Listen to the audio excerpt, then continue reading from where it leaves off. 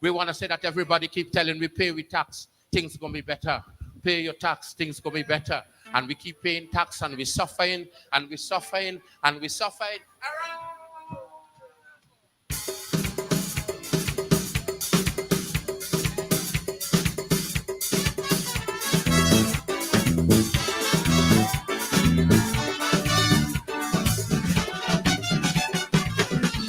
Put the best voices together and help us.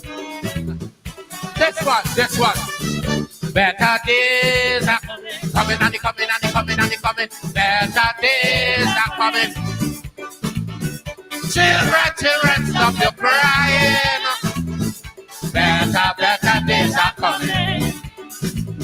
I don't want to hear that same song again. If I hear the same song, I might go insane. Because it's that small, the same thing I hear. That how we have a better day coming. But anyhow, that I look around, I see the old bull heading for destruction. People committing crimes that for the escape. So they're doing all that for the children. Better days are coming. He coming and he coming and he coming and I'm waiting. Better days are coming. The children dying. Children, stop you. What I say? Better. Sit down and wait and dare.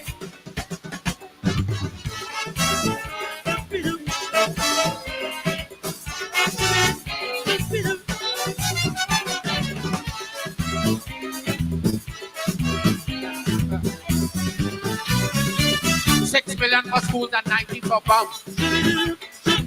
8 million for house and 60 for guns. That is the type of budget we're making. To get ready for this better days, we're coming.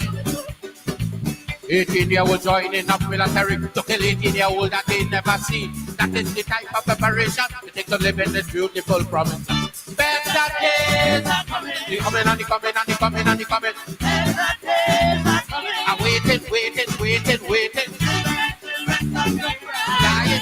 Dying. Better days. Sit down and wait, it's coming.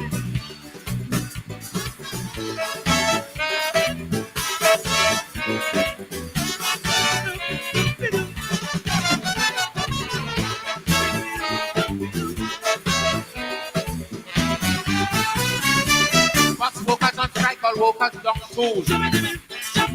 So your children can get bus or go to school. The electric people cannot agree. So don't like for your child to cry for GC. 18-year-old joining up military to kill 18-year-old that they never see. That is the type of preparation they to live in this beautiful province. Better days are coming. Better days are coming. Children, stop your crying. Better days are coming.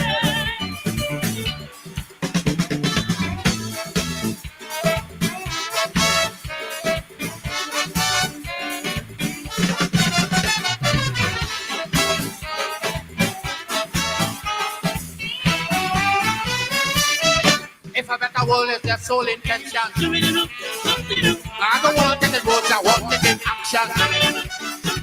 My son must live in fear and no madman who could take up the gun and cause no destruction.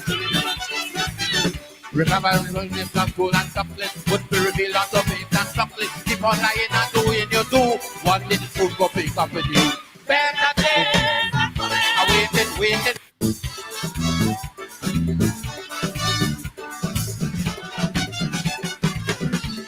Put the best voices together and help us. This one. Better days are coming and they coming. Better days are coming. Children, stop your crying. Better days are coming. I don't want to hear that same song again. If I hear the same song, I might go insane. Because it's that small, the same thing I hear. That how we have a better day coming.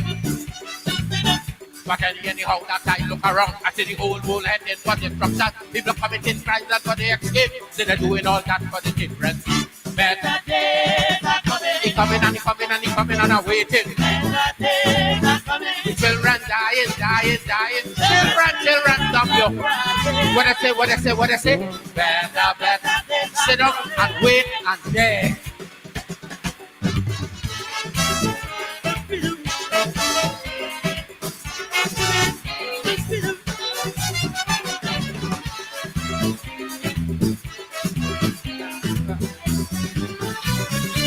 $6 million for schools and 19 for bombs. 8 million for house and 16 for guns. That is the type of budget we're making. To get ready for this better days, we're coming. 18-year-old joining up military to kill 18-year-old that they never see. That is the type of preparation we take to live in this beautiful province. Better days are coming. They coming. I'm waiting. Dying. Better days. Sit down and wait, it's coming.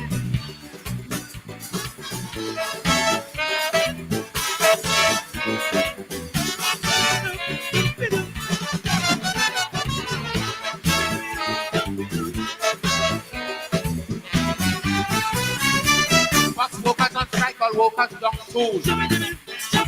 So your children can get bus or go to school.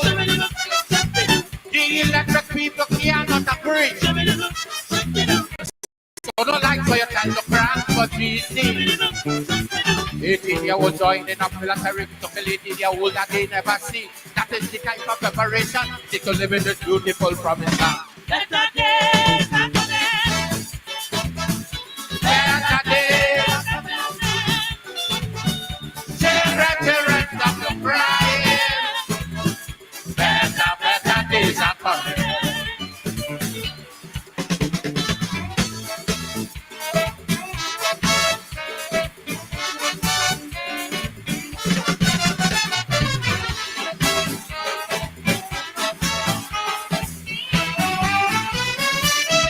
If a better world is their sole intention, I don't want it in words, I want it in action.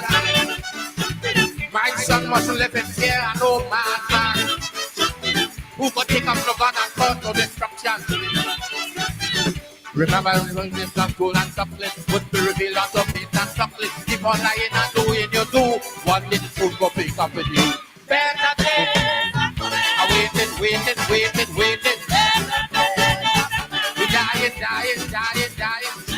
Children, stop your crying. Really, that's the way you say.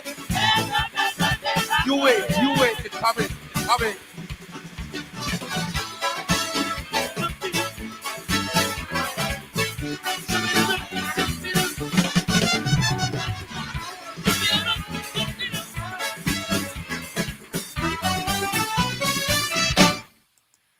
Yes, the black man himself. Tell him, Dr. Leroy Calise, and he's a real doctor. He write plenty dissertation, over 300 of them, Calypso dissertation. I just teach them. People just write book on them. He's a real doctor. Dr. Leroy Calise, the black man, Black Stallion. Better days are coming. Are you wait? Next year, we're going to get this. 2025, we're going. Better days are coming. You wait. Good evening and welcome to Politics 101 on a Thursday evening, a Thursday night, a Thursday afternoon. Welcome to Politics 101. It's good to be alive. Our prayers are with the people down there in Florida, hit by another hurricane, second in 2 weeks. Oh boy. Global warming, those who said it's not real, it's real. Welcome to Politics 101. Our prayers go out to the people in Florida. Those of you who are joining us from Guyana, special welcome to you. It's been a lot of action today. I have had the time to go through everything fine. Today is my teaching day, so I was in the classroom all day today. And I just got out of classroom, hurried to get to do the show, and I see all the headlines tossing around, and people have been texting me and calling me. The president went today to the National Assembly and spoke to the National Assembly. Let's make a distinction here between the National Assembly and Parliament. The National Assembly is when the members of the National Assembly are there when they meet, and members of the legislative branch. The Parliament is the president plus the National Assembly. There's a distinction, eh? You know, we do school here in this program. We use the two interchangeably, but they're not the same. The National Assembly is the legislative branch,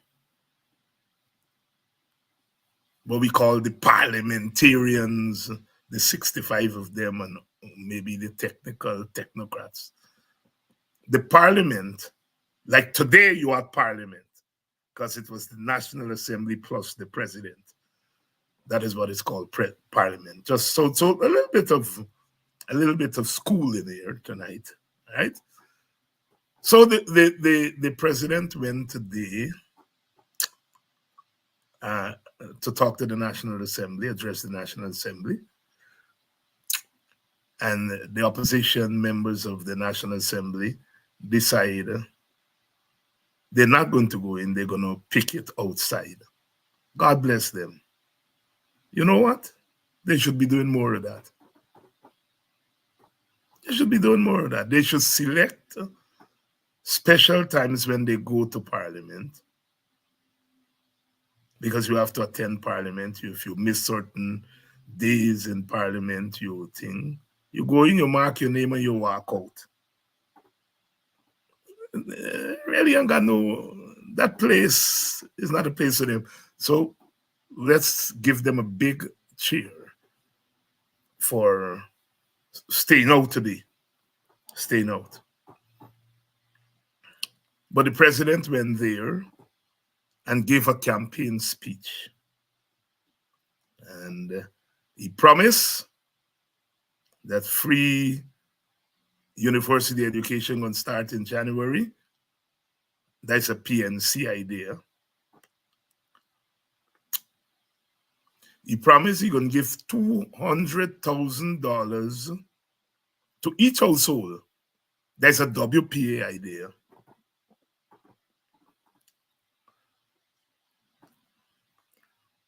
He promised this, he promised that.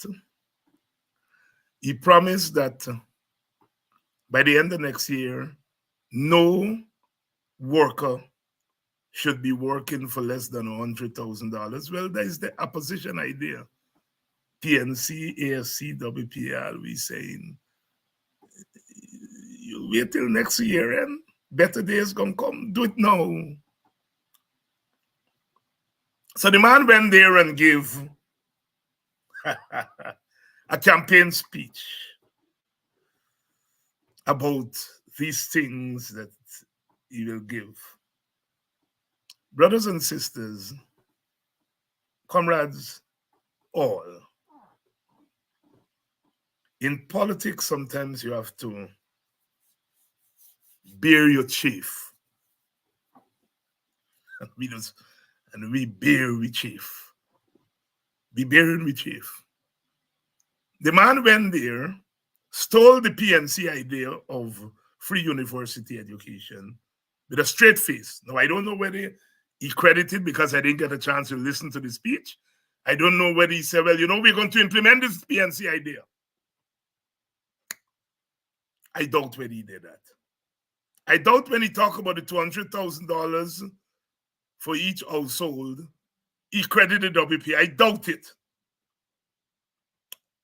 I didn't listen to the speech.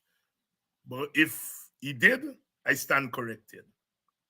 You see, some of we in the opposition, I noticed the AFC has taken the cash transfer and they call it their idea. When they talk about cash transfer, they don't say the WP idea. we support the WPA. They're throwing it out like it's their idea. Even today, we noticed the AFC said they disagree with the president $200,000 for each household. They want to give it to each citizen. No mention that this is the WPA idea. And all we are opposition comrades. That's something that we have to learn in politics. You all notice me on this program. I give credit to all the parties, including the PPP. I bring on AFC, I bring on PNC.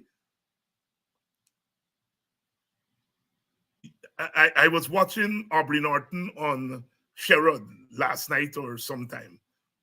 And Aubrey gave credit to the WPA. He said the WPA idea. The AFC don't do it, and I don't understand why. Especially since when Professor Thomas, on behalf of the WPA, first announced that idea in August of 2018 in Buxton. I was there on the stage. Brother Nigel Hughes was there, and Nigel disagreed with it. Later on, he embraced it. He has now embraced it. But, must give credit to the WPA, man. Say it's the WPA idea. Then take nothing, Nigel and AFC. Come on, man. I can understand Jack Dew and them not giving us credit. But come on, the AFC could give you credit and say it's a WPA idea. Norton does always say it's a WPA idea. He doesn't claim it as his idea. Or he doesn't talk about it without mentioning WPA. Give Jackie it. When we first announced that idea in August, the idea of cash transfer, when we first announced it in 2018, the PNC, led by David Granger, rejected it. We were part of the government. They rejected it. The AFC,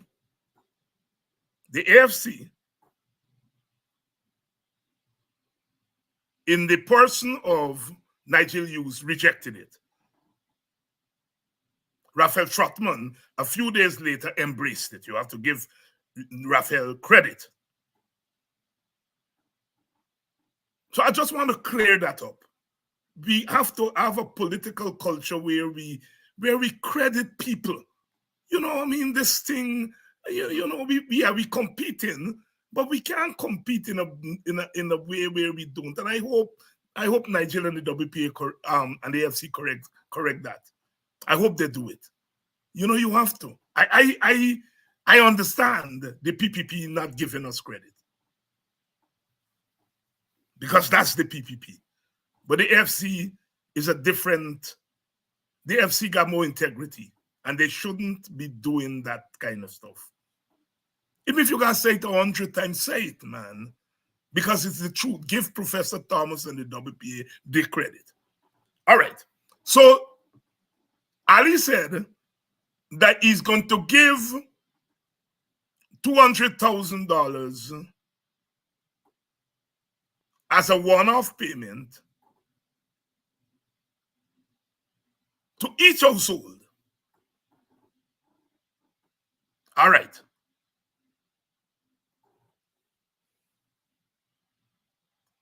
The household idea, it thief from the WPA. Because everybody, the AFC is saying give it to every person. I think the PNC is saying the same thing. WPA has always said give it to each household. Because if you give it to each household, you're not discriminating. You're not discriminating along racial lines. You're not discriminating again along class lines. And so we said give it to each household. So the PPP finally see the light. Because when the thing first come out, the PPP said no. Jack Dio said that the WPA's cash transfer was technically unsound. Then about 2 years later, he said, well, we're going to give it, but we're going to target it. We're going to give to this group and that group and so on. He rejected the household. Now they come around and say they will give it to each household. And they'll give 200,000 as a one-off. Now here is where we part company. Because we are saying, and we have said from the beginning, take 10% of the oil revenue, whatever that comes up to, 10% of the oil revenue, and whatever it comes up to, you give that to each household. And in 2018, Professor Thomas, on behalf of the WPA, calculated that by the time we start rolling, and we expected that by 2020, 2021, we should have been ready, and that by that time, given the oil, the amount of oil that we had there, he calculated that it could come up to about 5,000 US dollars, which is $1 million Guyana dollars. Recently, when he ran the numbers, he has come to the conclusion that as of now, it is going to be more than 500. 10% of what we're getting will be more than 500,000. So Jack Dio and Ali are now saying 200,000 as a one-off. WPA said 10%. And we feel that 10% is $5,000 and upwards. So we part company there. The second thing we part company, we are not talking about one-off. We are talking about every year. Every year. So there's no one-off.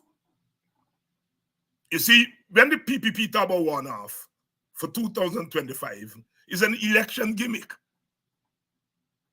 We are not seeing cash transfer as an election gimmick. We are saying the cash transfer is something that must be done as a matter of principle. So, for us, it's not one-off. The other point that we part company with the PPP on this issue is that we don't believe the government should be sharing all this money like that. It must be enshrined in law. They must take a bill to Parliament, and Parliament agrees, take a bill to the National Assembly, and the National Assembly agrees that each year, 10% of what we earn should go to the people. So it would be by law, not at the government whims and fancy. So what the president presented today, the only thing he got right is that cash transfers should be given to each household. They got that right, and that's a victory for us. That's not for them. And not because he said we should say, we don't want it and attack it. No. That's a victory for us. First of all, it's a victory for the WPA. And I'll just wash them out and say what the WPA bring to the table. Well, we bring the most innovative proposal for the distribution of wealth to the table. Everybody disagreed with it at first. Granger said no. Our good friend Winston Jordan said no. Nigel Hughes said no. Anyhow, as time went by, they all came around and said yes. The PPP was the last holdout, and now they've said yes. What WPA bring to the table? It brings the most innovative policy initiative to come out of Guyana in the last decade as far as dealing with poverty. That's what the WPA bring to the table, and everybody has now agreed with us.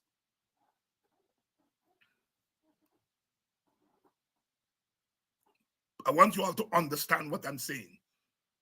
We have to change this thing. So even if we go to a coalition and the WPA doesn't potentially bring 100,000 votes, it brings a proposal that will get us 100,000 votes. because all our supporters will be glad for a cash transfer of $500,000 or more. So we don't bring potentially 100,000 votes that we get the last time. What we do is that we influence people to vote for us because of a policy that we bring.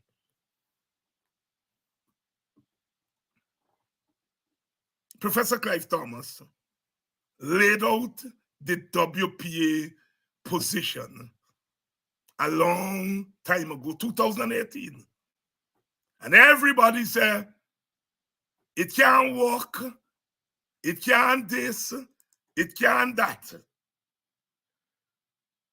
Today, the government which say it can, the party that say it can work, they are implementing it. They're not implementing it the right way, but they are about to implement it. They're being opportunistic about it, but they have to follow us. They have to follow us. Here is Professor Clive Thomas.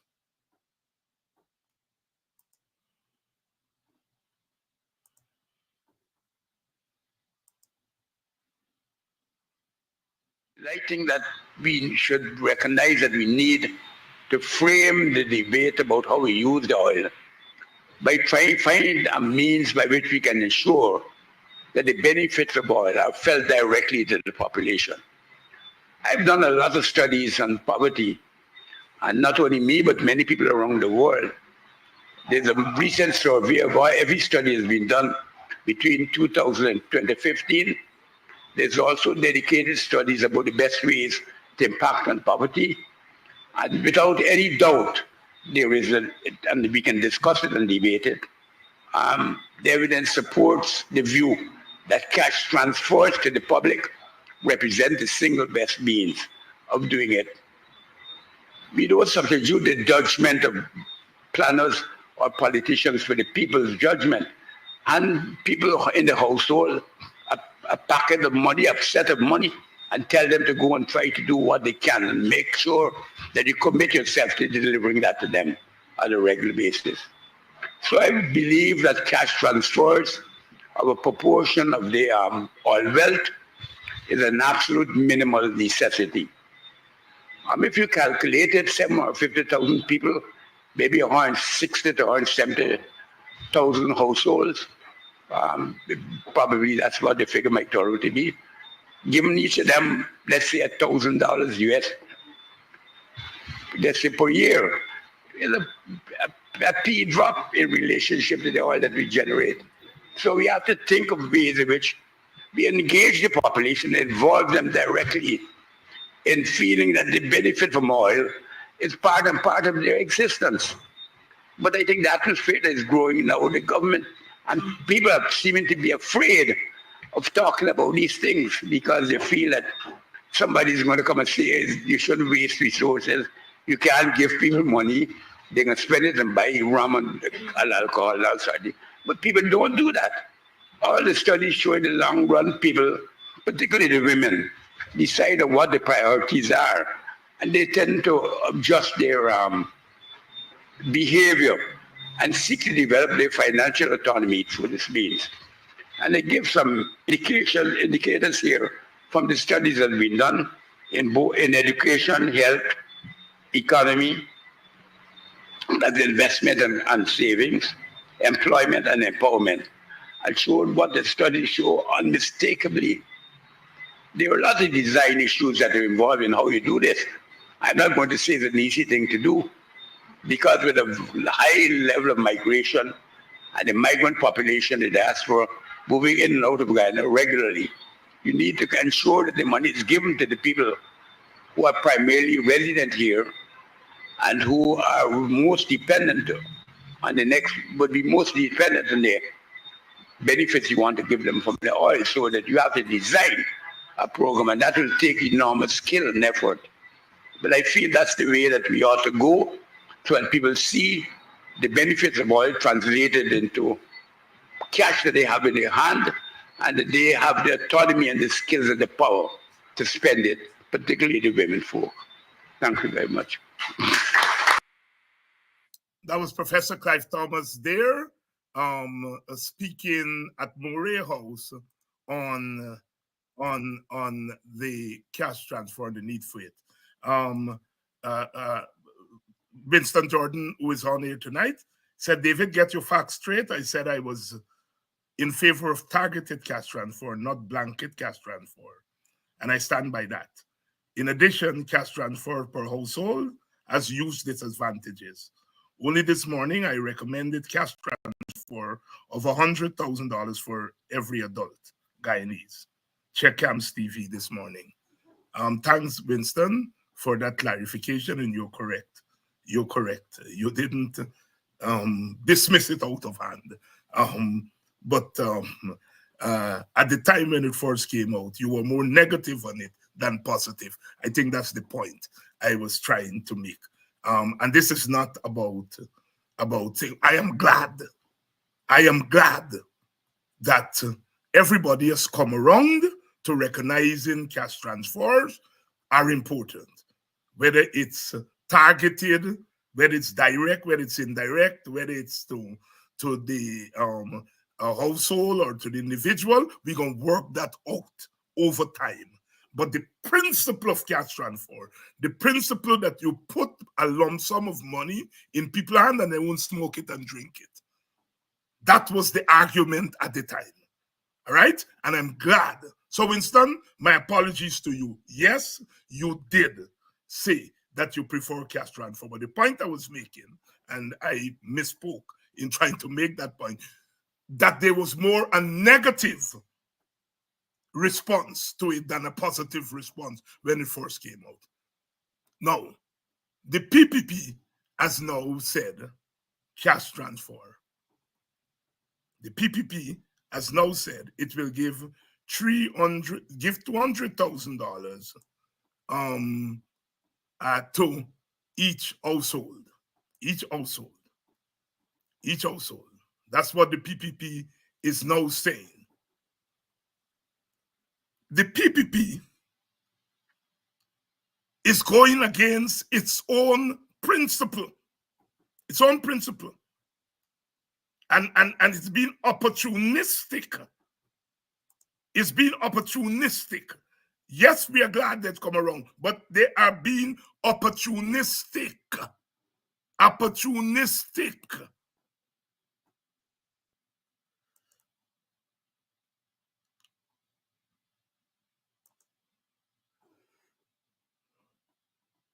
The PPP is being opportunistic.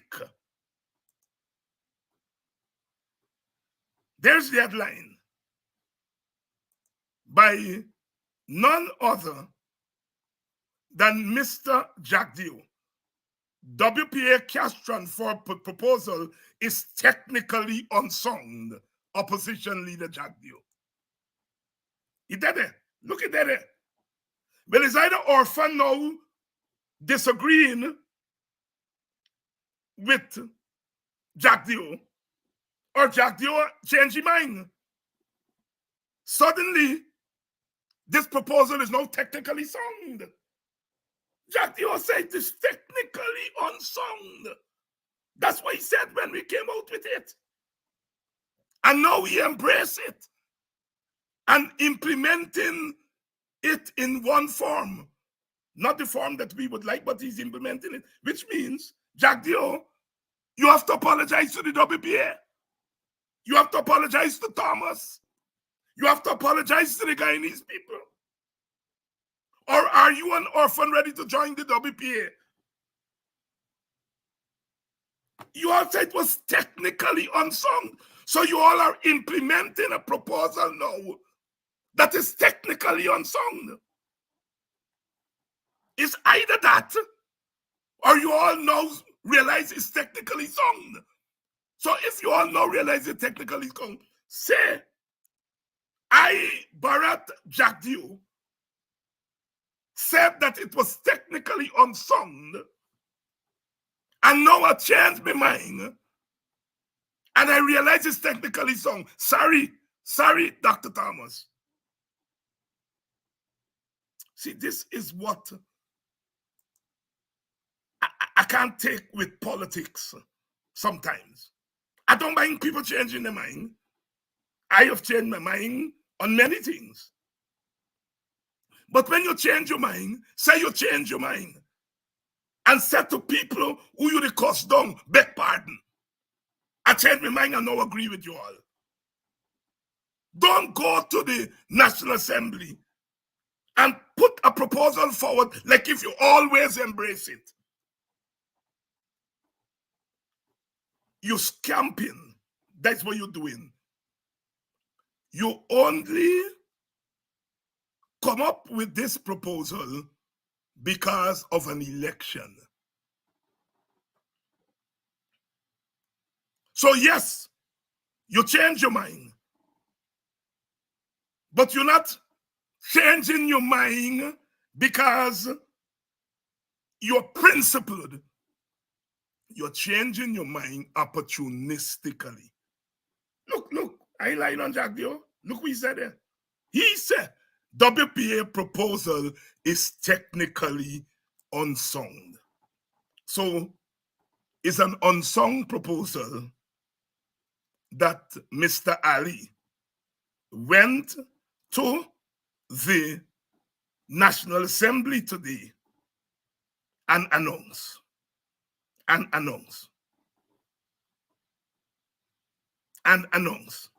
You see, these people are scampish. They're scampish. They know all along that the cash transfer proposal is a song proposal.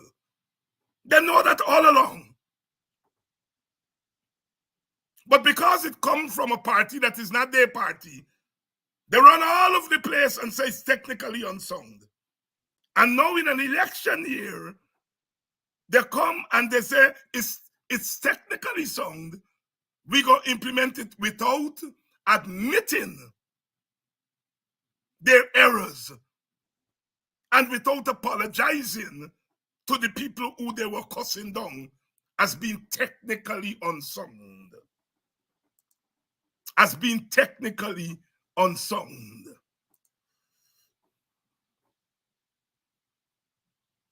These people are scams.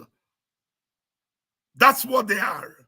They are scams. They are scams. What they are trying to do is to take somebody else's idea and to use it in an opportunistic way.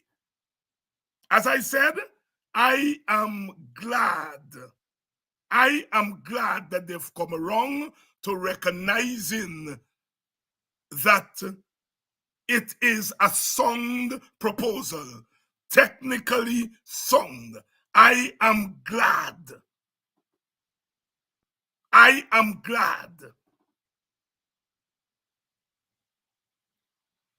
But they must admit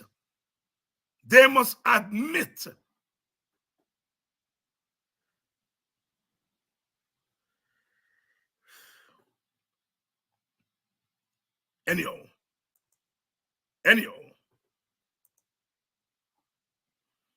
oil money for every household. And this gentleman who says that is Professor Clive Thomas.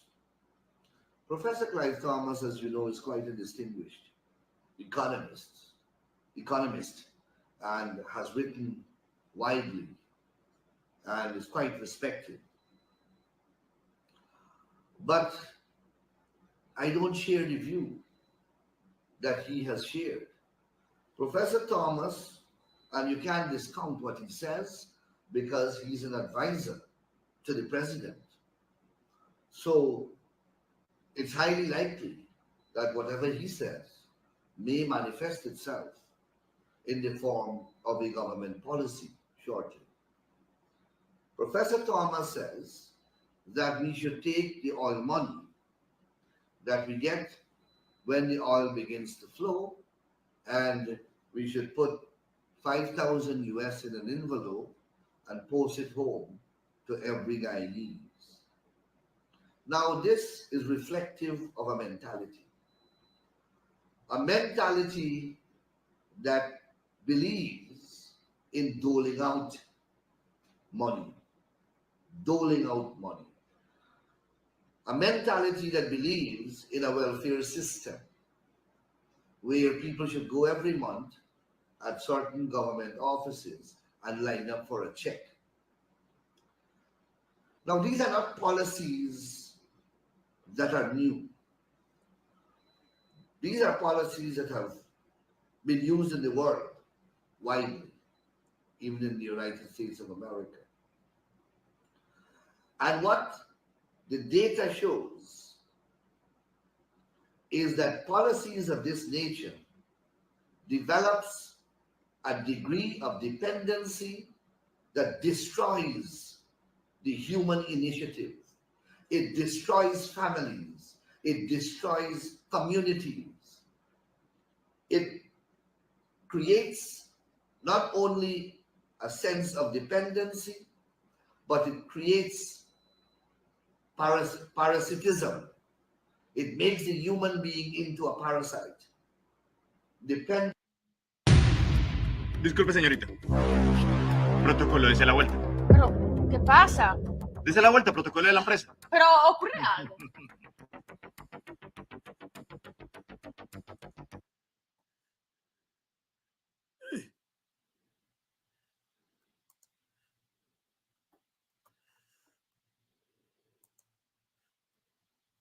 La vuelta. All right, YouTube did a number on us there, but you all get the gist of what Mr. Nandalal just said there. He said cash transfer will destroy families. Oh my God, the PPP is about now to destroy families. The PPP is now about to destroy families. The PPP is now about to turn Guyanese into parasites. So says the Honorable Distinguished Scholar, Economist, Anil Nandlal. Anil,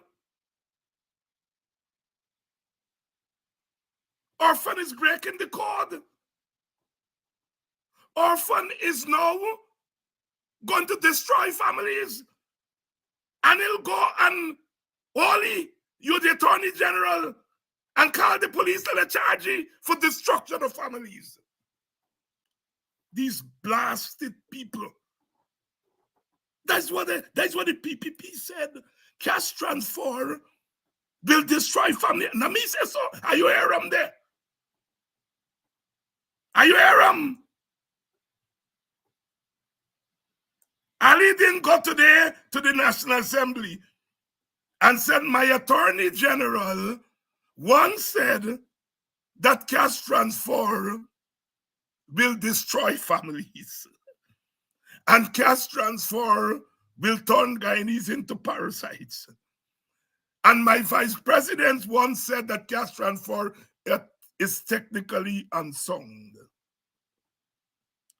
But today I stand there in the National Assembly rejecting their thesis.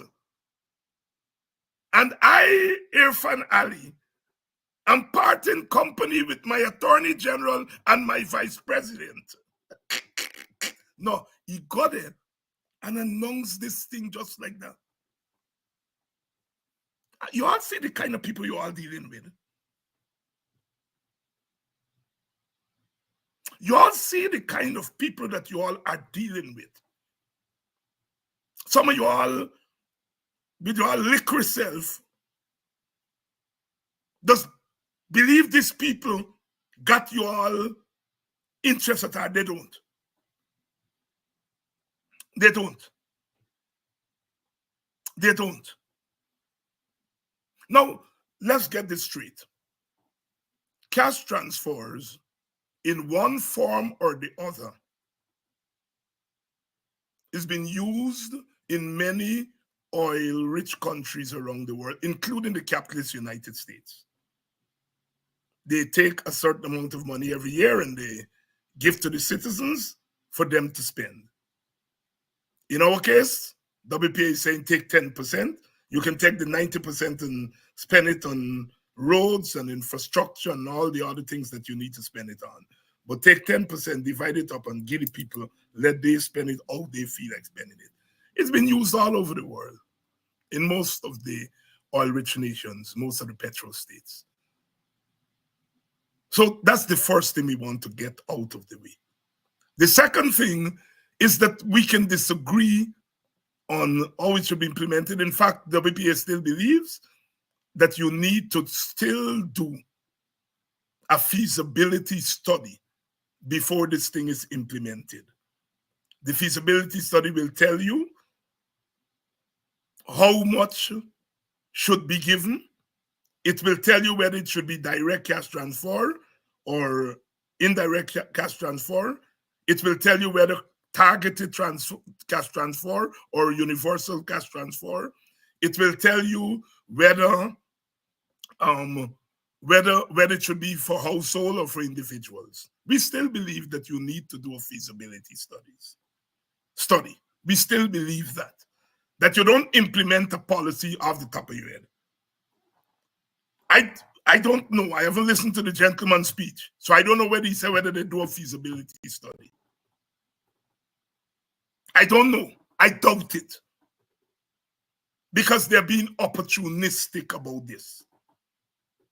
So we can disagree on what form the thing should take. And Vincent Jordan is correct. We disagree on what form. We say household. And the reason we say each household is that we are cognizant that we live in a very divided society. And you want to find the best way for this thing not to become a bone of contention among the different racial groups, ethnic groups, social groups. That is why we go for household, because household, you're not discriminating. Each household is going to get it. And poor people need it more than rich people. So, but rich people who get it, it will be added to their income and they will have to pay tax on it. Poor people who income low, they would not have to pay tax or on most of it. So yes, if you go to household, the rich really don't need it. But when you give it to them, they will pay it back in taxes.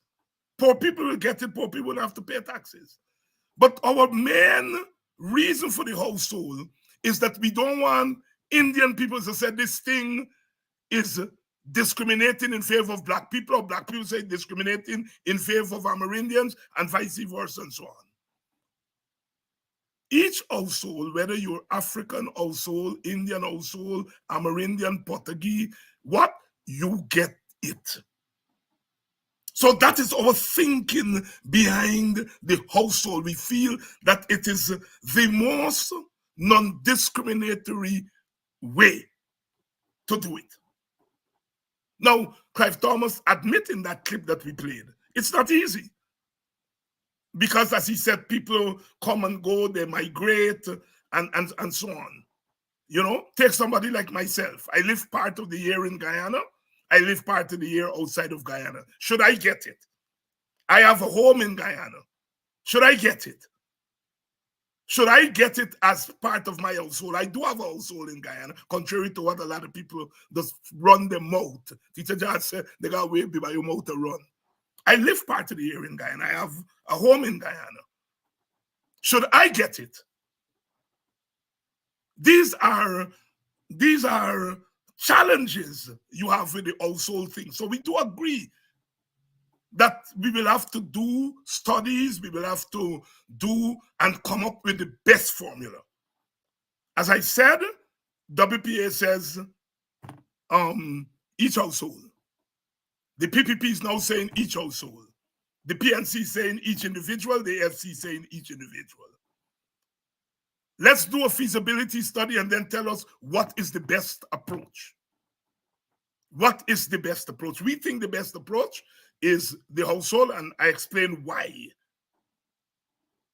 Now, let me get into the PPP story further. First of all, this is a victory for us on the opposition side. It is a victory for us on the opposition side. This is not a victory for the PPP. The PPP didn't do this because they believe in it. They do it because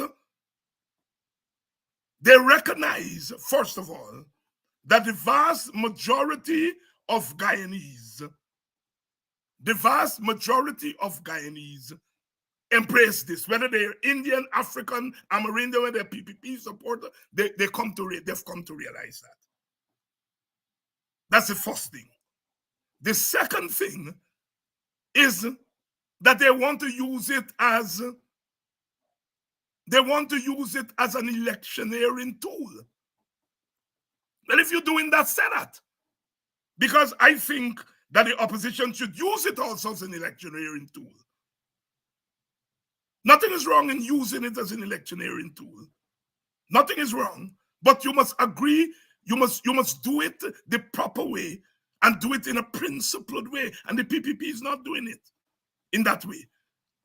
Winston Jordan says, I agree, however, competitive poverty study and mapping are urgently needed alongside a feasibility study of UBI.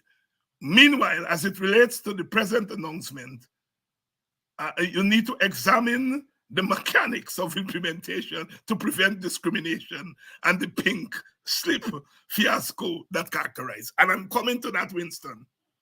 I'm coming to that. Because the PPP can take a good thing and turn it into the worst thing in the world. Because this thing is not enshrined in law. He didn't go there today and say, I will send a bill to the National Assembly to enshrine this in law. You see, if you enshrine it in law, you can't discriminate in sharing it out.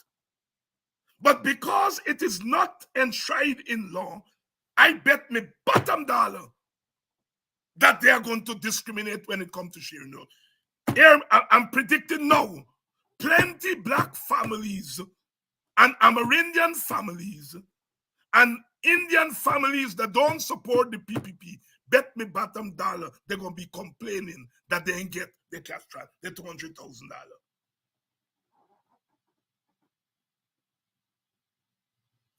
I bet me bottom dollar. That's one.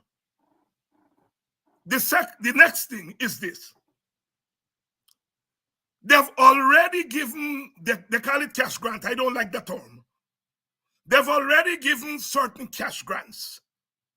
$250,000 to sugar workers, their supporters. They give to rice farmers, their supporters, mostly. They give to fishermen and fisherwomen, their supporters, mostly.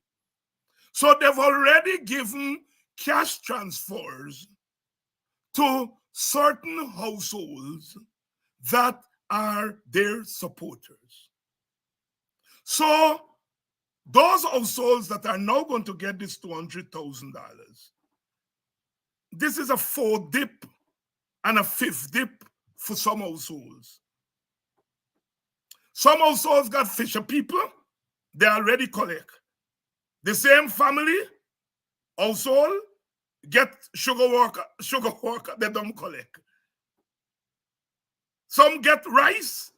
So in a typical family, you may find they plant a little rice, somebody working the sugar estate, somebody in fishing.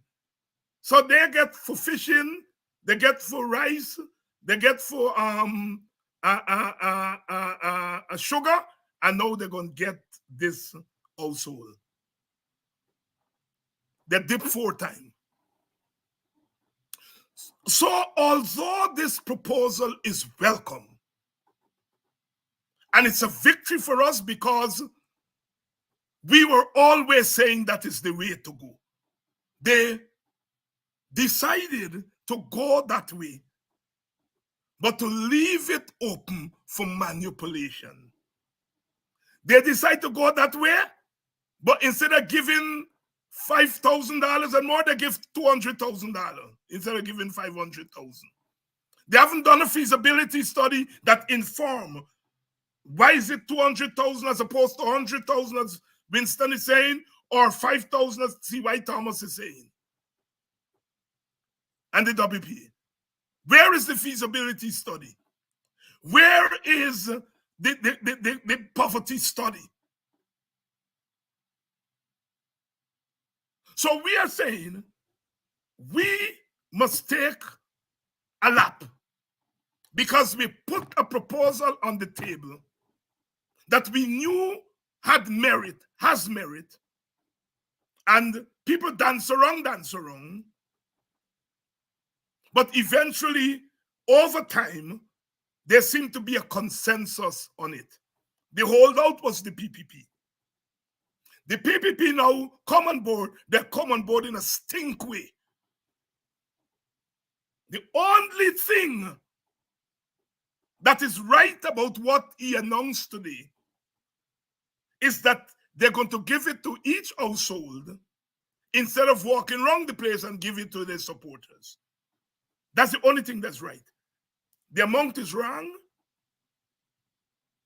because they can't tell us how they arrive at that number. At least Guy Thomas said, oh, we arrive at this number.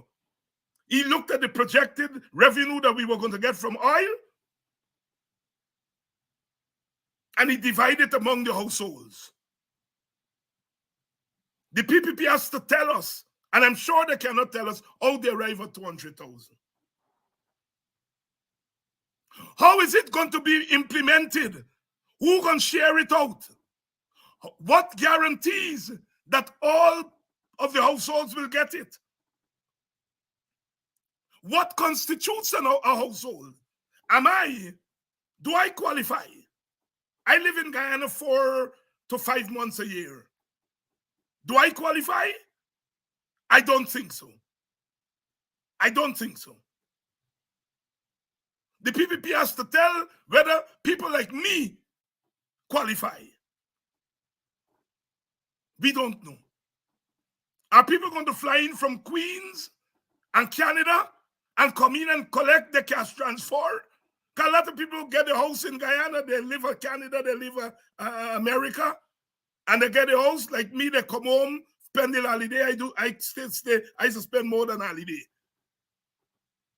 So what constitutes a household? So, sisters and brothers, the news of today is that the PPP have to follow we. They must follow how we know. And it says, ideas matter. Ideas matter. 2018, WPA put that idea on the table. In 2024, the PPP finally said, it's a sound idea. They finally disagree with Jack Dew that is unsound. They finally disagree with Nandlal that it will destroy family. That chap is he's such a, I don't want to be unkind tonight. Imagine that chap sit there and say, cash transfer will destroy families. What is he talking about?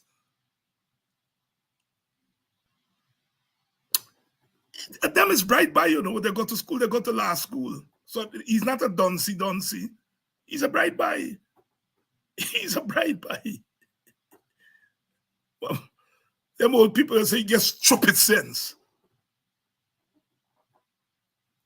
So the PPP finally disagree with their attorney general. They disagree with their vice president. That is the good news. Orphanali is applying to join the WPA now, and maybe Jack Dew and them.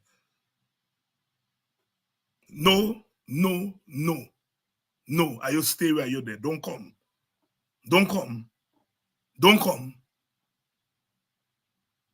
Ideas matter. Now the opposition has to sit down. Now that the PPP has come out with this, the WPA, the PNC, and the AFC need to sit down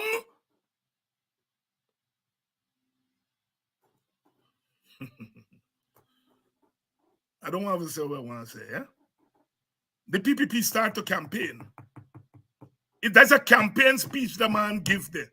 And he take we idea and put it in the campaign speech. He gonna give money free university. There's a PNC thing. There's PNC.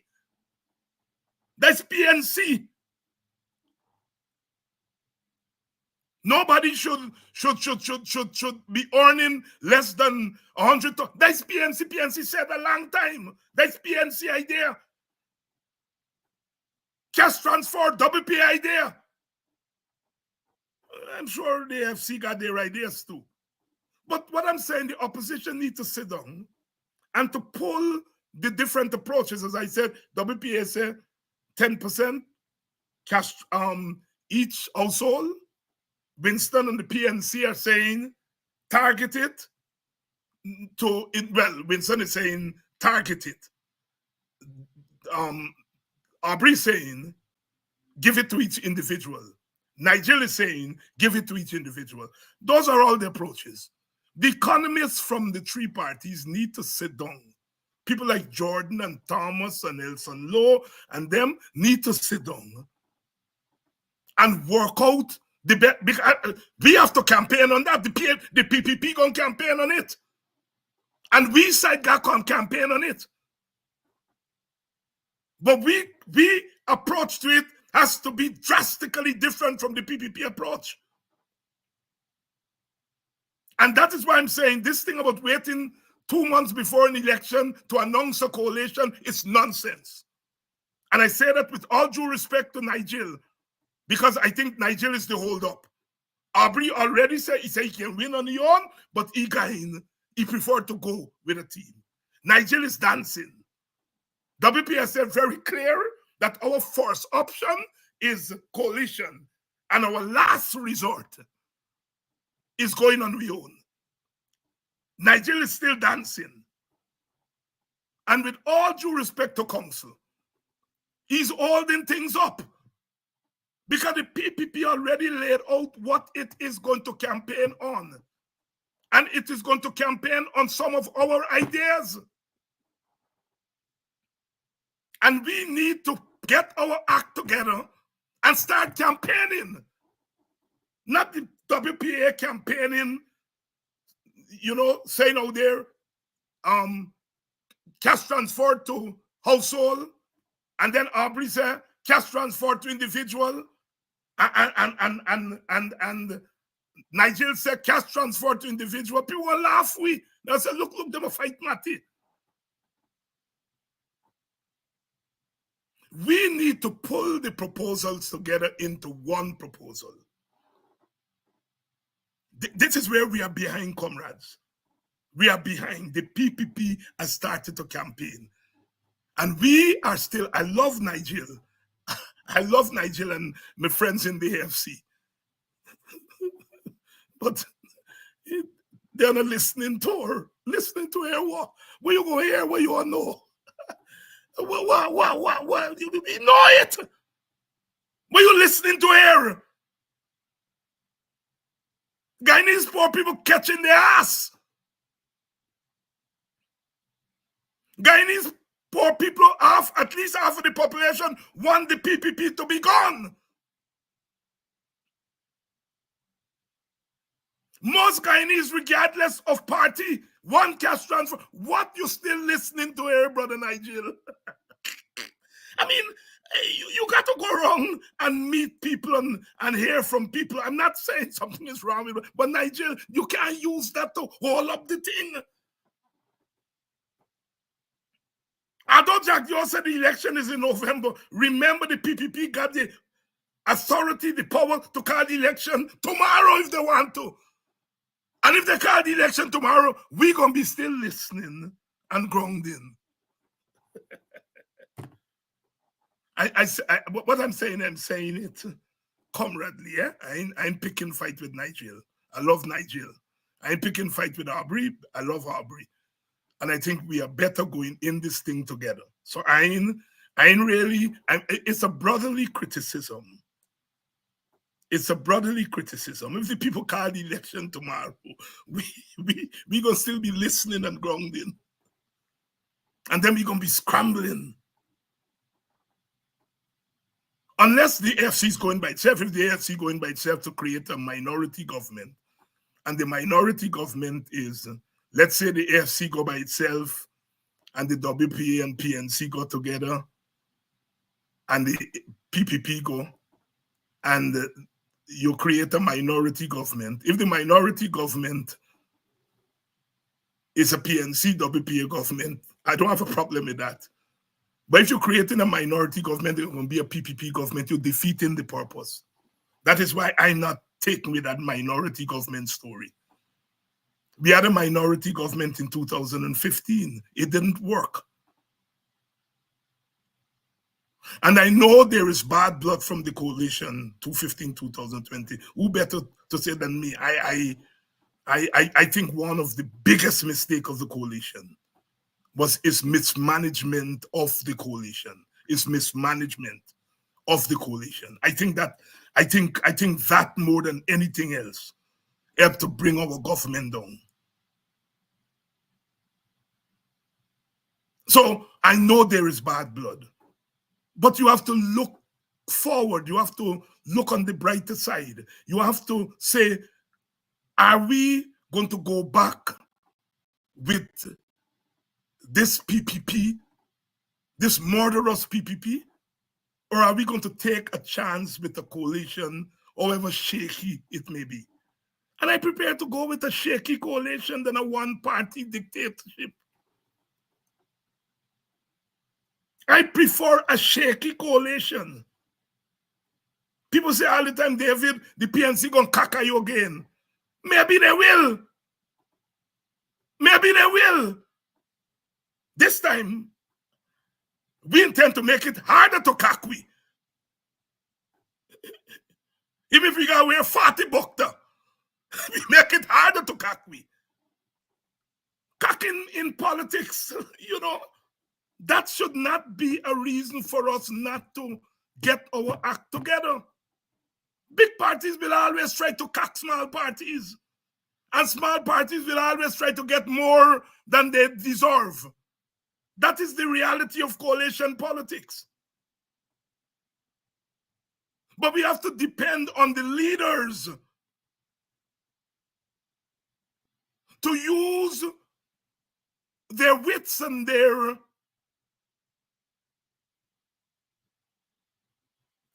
political acumen to get it right. And I think while Granger and them may have gotten it wrong back then, I think with Aubrey Norton and Nigel Hughes, and if they want to bring in people like myself and so on, I think we can get it right. I think we can learn from the mistakes of 2015, 2020. The experience of 2015, 2020 should not deter us from a coalition. The chances of winning with a coalition of parties is much higher than the chances of winning as individual parties. Let me say that again. I ain't doubting that the PNC can't win on its own. I ain't doubting. But I'm saying the chances of the PNC winning on its own is much less than if the PNC go in with other parties. That's what I'm saying. If the PNC says that it can win on its own, you have to believe them. It's a big party. It's a big party. But I am saying, and I think this is what I'm hearing from Norton, that yes, I can win, but the chances of winning when we're all together is bigger. So, Nigel, hurry up with your listening and grounding. Hurry up, we're waiting on you. Because that what the man do that today is a campaign speech the man give. The PPP launched their campaign in the National Assembly. And they intend to take our ideas and to manipulate our ideas. We have to take our ideas and advance them in a serious way. Advance them in a serious way. Sisters and brothers, we are in serious times. And I say that again. We are in serious times. That the PPP is about to thief our ideas and to use it in a certain way is an admission that our ideas are superior.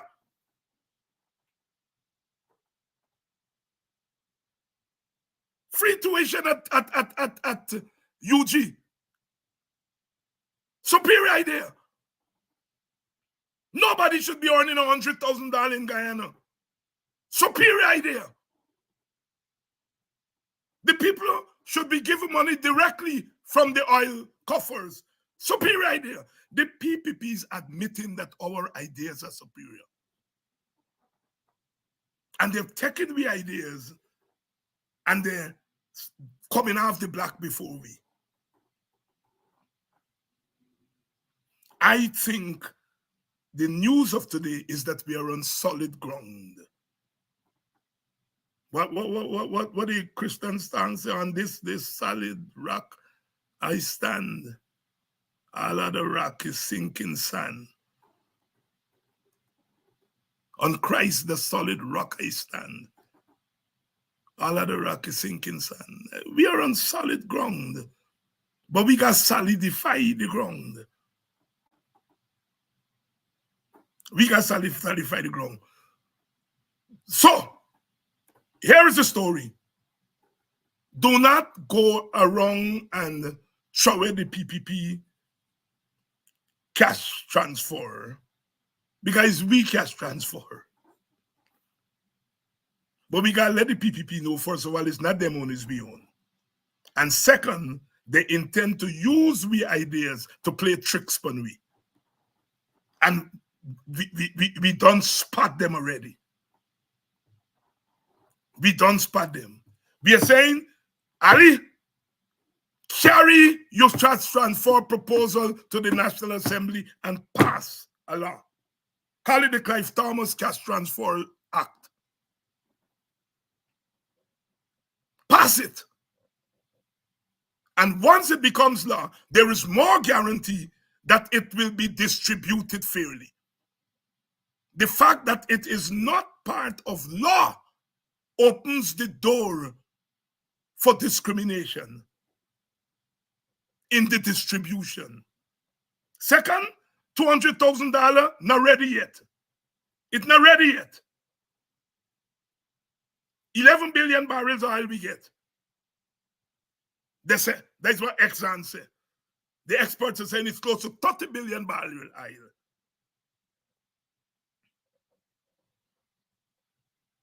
So we have the capacity. We have the capacity to do more than $200,000. $200,000 is not no big money in today's market here. So we are saying, make it law. Second, do a feasibility study and come to the right money. Do a study, do an income, not income, well, yes, income and poverty study. And come up with the number. That number, you pull it off the top of your head. Do a study. And then sit down, let everybody sit down and decide what is the best approach arising out of the study. So although we in the WPA are saying, give it to each household, and we are saying that it should be conditional, that it should go hand in hand with school attendance, it should go hand in hand with sending your children to clinic. So we are not about handouts. And the objective is to decrease poverty, and if possible, in the long run, to alleviate poverty. That is the objective. The objective is poverty. Our poverty rate right now is, from 42 to 50%, anywhere there. I'm looking at the numbers, the different agencies.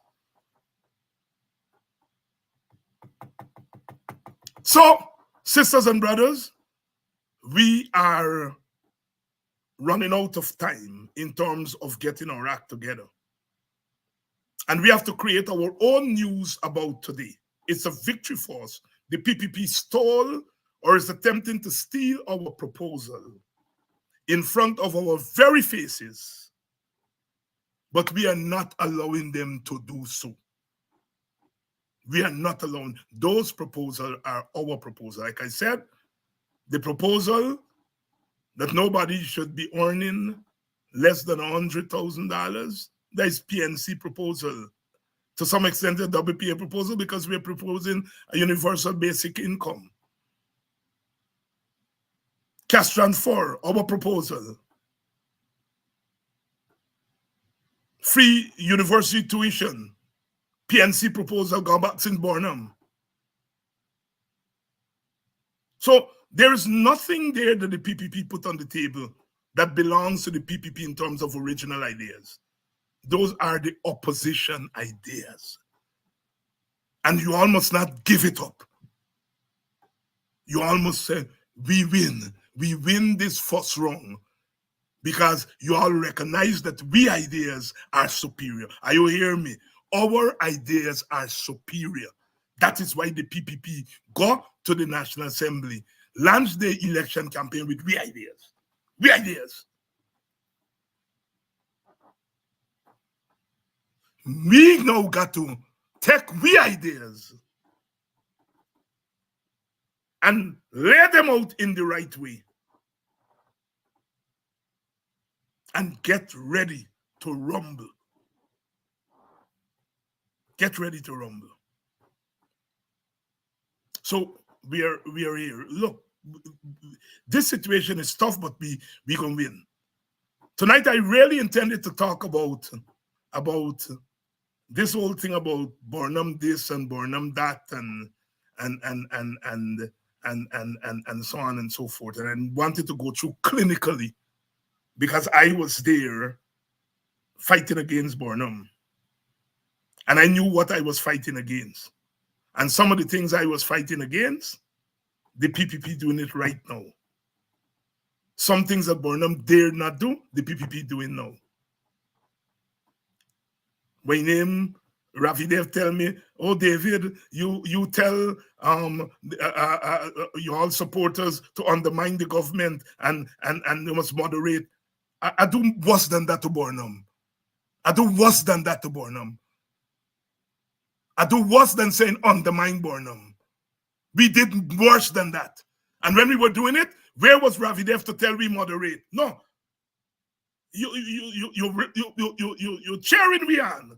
But now we doing the same thing to a government that looked like you. We must moderate.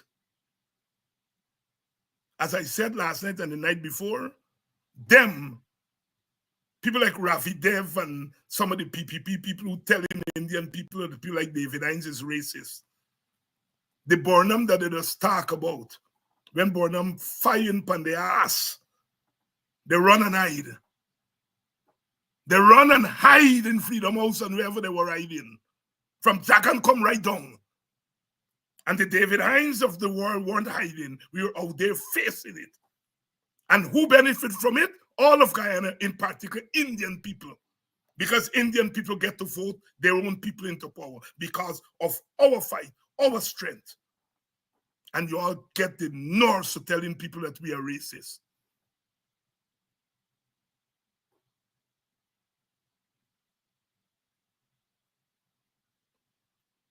Barnum used to meet with the union. He never used to give them all of what they want, but he used to meet with them. Them this not meet with union. Them this not meet with union. I heard I heard what's his name last night on Freddie Kissoon show, James Bond. And they tell James Bond, oh, PPP, PNC rig election from 68 to 92, and James Bond tell them, no. The PNC got the most votes. Who said a rig? And James is right. I understand why PNC people will not admit that there was any rigging, because the PPP and the acolytes saw rigging in 2020 is there. People vote who are supposed to vote. They're not in the country. And then calling the rigging, they're silencing it. Why should a PNC person admit to rigging from 68 to 92? I understand it. I understand it. The PNC must apologize. But the PPP must not apologize for doing the same damn thing, rigging.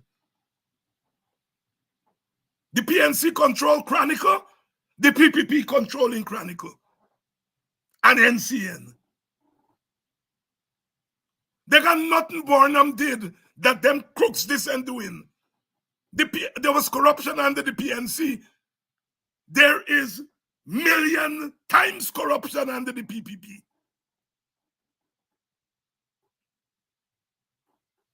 Anything you can do, I can do it better. I think it was Alton Ellis listening that. Anything you can do, I can do. They make Burnham look small.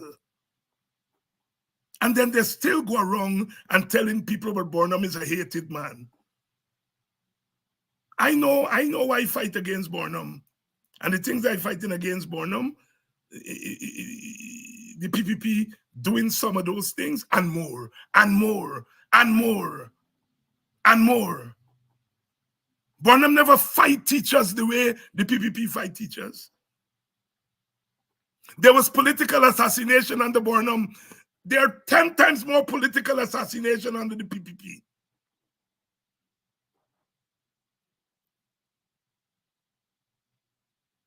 Till now, they can't say, well, who killed Grammy Ring? Who killed them by Linden? Who killed by Dartmouth? Or in Boston? Who killed them little by number 5? Them Henry by. Who killed Ronald Waddle? And we can go, who killed 400 young black men? Burnham didn't kill 400 Indian young men. The things them that the PPP doing to black people, Burnham never did 1/10 of that to Indian people. There's a Burnham take away flour from them and split peas. Well, black people just use split peas for make split pea soup. So you take away from them too. Black people just use flour for make things other than roti. If Indian people use them for make roti, black people use them for make duff and dumpling and pillory and all them things. So Burnham take away flour from all of it. All of it. But they claim that Burnham take away flour from them. And he take away split peas from them. Well, Burnham take away flour and split peas from them. The PPP take away everything. They take away livelihood from teachers and public servants. How will you like that? And they sit down over there and pretend that they're holier than thou. They're holier than thou. They are not. They're a bunch of rascals. They got some good one in between them. Some of them are my friend. Them old-time PPP. You know, as much as Ramatar and Roy and them just go along with them, crook them this, they're a little different. They're different. You know, there are certain things I cannot see Roy and Ramatar getting into. But, you know, they're PPP and they're going along with the little crook them. Because they want to defend the name of the party. I understand that. Racist. They call him people racist. Jack don't know what a jail cell look like. He don't know. If an Ali didn't know, all this Burnham do them bad. Well, Burnham never jail them. One them get a little touch up. One them, Moses Nagamutu and one them get touch up. But then they didn't spend no big time in jail. Burnham never used to even worry with them. Because they weren't fighting. They were run away. They run away. And what they don't tell Indian people is that Jagan was prepared to serve as prime minister under Burnham's presidency. Going back to 1962 proposal that he put forward, he was prepared to serve as deputy prime minister under Burnham. In 1977 National Patriotic Act, he was prepared to serve as prime minister under Burnham. In 1985 on the Motherland proposal that Burnham did and I scrap, Jagan was prepared. So if Burnham was all this bad, old Saint Jagan was prepared to serve under him. Oh, we cannot have power sharing with the PNC because you can't trust them. Jagan, they trust Burnham enough to want to serve as prime minister. Are you damn liar, son of...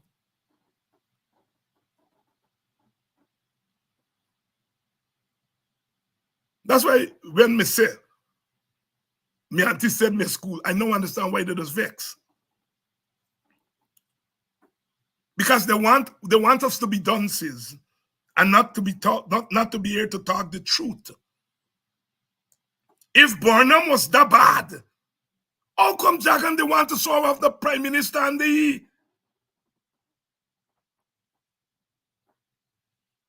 But now they got power in their hand. Oh, we have to have trust first.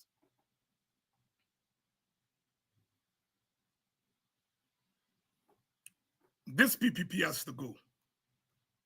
That's the first step to normalcy. The PPP has to go.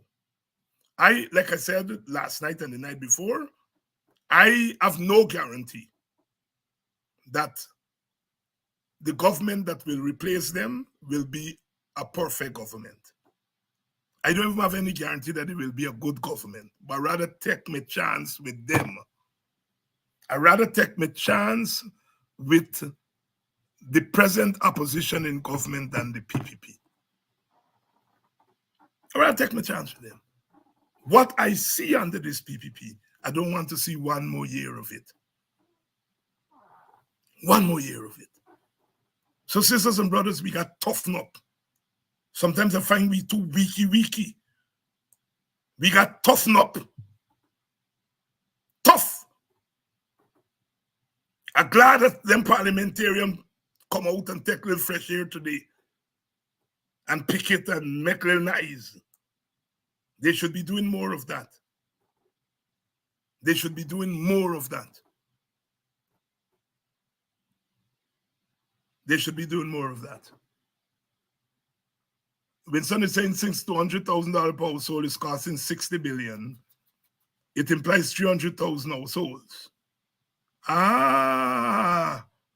Need a breakdown of the figure by region and the electoral district, yes. If they say 60 billion and it's 200,000 per household, then it's 300,000 household. And so far as Winston, so far as I know, the household is somewhere between 210 and 230. I think that's the last figure I see. So that's what we're talking about there. They already start to rig the number. They already start to rig the number of households. They already start to rig the number of households. You see, that's why I said it's them economists like Winston Jordan and them from the opposition that sit down. That's why Nigeria look have to stop listening and grounding. We got work to do. We got work to do.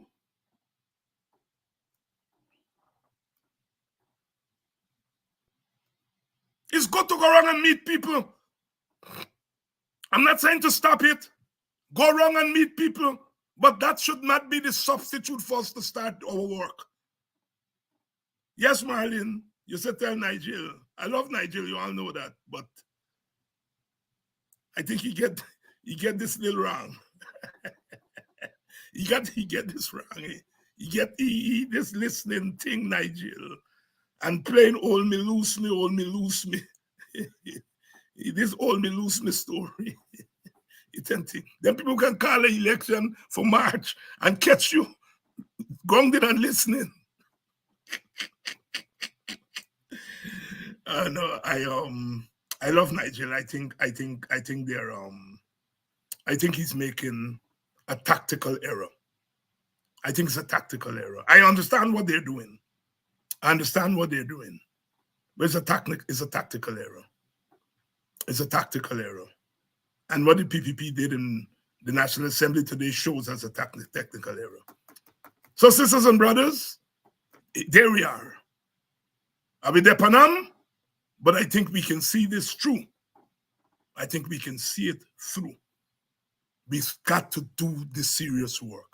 And some of you all just say, talking, we talk too much, we talk too much. Ideas matter. The world moves on ideas. Action flows from idea. Ideas arise out of action, and action flows from idea. You can't have action without ideas. What you fight for? What are we fighting for? What are we fighting with? There we go. Love, as always. And I'll be back tomorrow night to expand this conversation. Thank you all for coming out on your great numbers tonight. Until tomorrow night.